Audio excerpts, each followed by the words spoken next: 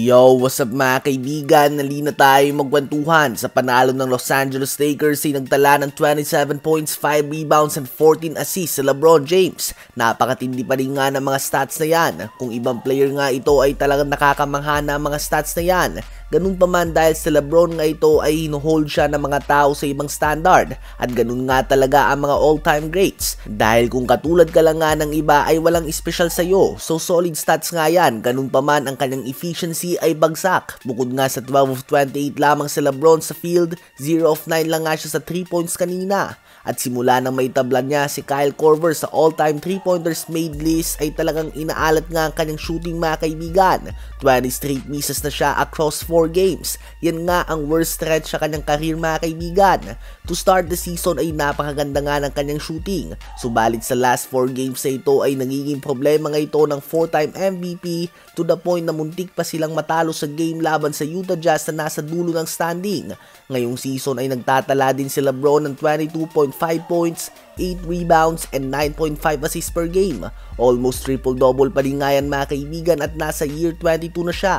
Ano ba ang masasabi nyo sa hindi magandang shooting ni LeBron ngayon? Pinataob naman ng Toronto Raptors sa Miami Heat sa score na 119-116. 37 points, 7 rebounds, and 5 assists si RJ Barrett on 15 of 20 shooting sa field. At 23 points, 10 rebounds, and 9 assists din si Scottie Barnes. Noong 2019 NBA draft nga ay consensus number 1 pick si Zion Williamson at number 2 pick naman si Ja Morant.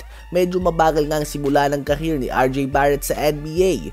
Subalit ngayon ay posibleng siya na ang nakakaangat sa tatlo statistically. May average siya ngayong season na 24 points, 7 rebounds, and 7 assists per game. Halimaw na performance naman ang pinakita ni Luka Doncic sa kanyang pagbabalik. Nagtala siya ng 36 points, 7 rebounds, 13 assists, and 3 steals on 62% shooting sa field sa 137-131 win ng Dallas Mavericks laban sa Portland Trail Blazers. 28 points, 5 steals din si Quentin Grimes. 20 points, 5 assists si Spencer Dinwiddie.